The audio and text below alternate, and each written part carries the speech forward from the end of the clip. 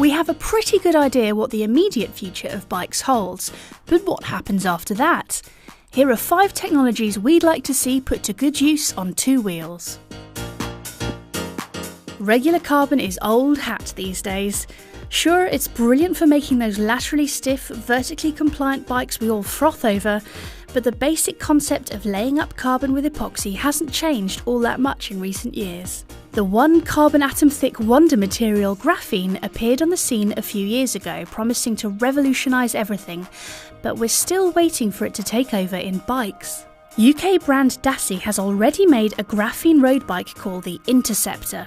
This incorporates the material in the resin that binds the carbon together, producing a stronger frame for a given weight. The process is much the same as for standard carbon bikes, and its designers reckon a 500-gram aeroframe is achievable. Graphene also has conductive properties which could be exploited in the creation of frames with some sort of built-in intelligence.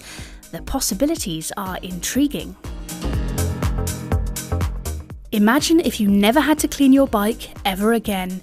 How amazing would that be? Various non-stick and water-repellent coatings have been around for years, so why couldn't we have them on our bikes? Back in 2014, Nissan treated a car with something called Ultra Everdry, and it seemed like mud just wouldn't stick to it. The problem with such coatings is that they need regular application to work, so they're not really a labour saving. A permanent non-stick finish for bikes would be a godsend for winter riding, and what a difference it would make in cyclocross. Washing bikes in winter is an unpleasant task, and one that can actually damage your pride and joy if you do it wrong and blast water into your bearings. The bike of the future might just need a quick shake for all the mud to slide off. We've already got wireless gear shifting on the road, and it will certainly appear on mountain bikes soon enough, but what about the rest of your bike's components? Brakes, droppers and suspension could all be controlled wirelessly, making for cleaner, more user-friendly designs. Magura has already made an electronic dropper called the Viron, although a hefty price tag and lack of user-friendliness mean it's not been terribly popular. Imagine if you never had to route another cable through a frame, and if swapping your dropper post between bikes were as simple as undoing a single bolt and yanking it out. More wireless kit would mean keeping extra batteries charged, but if it simplifies frame design, drops weight and makes maintenance easier, then we reckon the trade-off might well be worth it. Convincing riders to use wireless brakes might be a little tricky, however.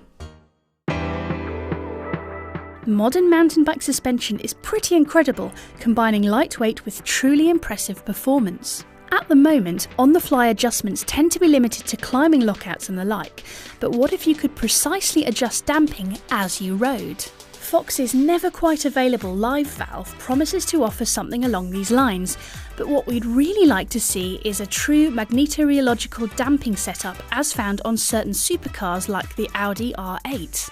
Magnetorheological systems use a damping fluid containing tiny magnetic particles whose behaviour can be controlled by electromagnets. By precise adjustment of a magnetic field, the viscosity of the fluid can be altered. In practice, this means you could radically adjust the feel of your suspension with the flick of a switch, or a computer could manage its behaviour for optimum performance. Like electronic gears, such a system would need to be powered, and that brings us to our final piece of tech. Piezoelectric materials generate a voltage when they are subject to mechanical stress, and this phenomenon can be exploited in some interesting ways.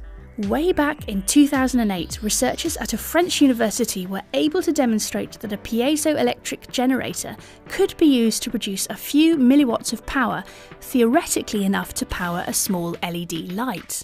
We'd love to see such a system employed to keep Di2 batteries topped up, or to power your Garmin on a bikepacking expedition.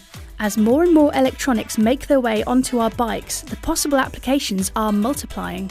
While there's no such thing as a free lunch in engineering, this is probably about as close to one as you'll ever get.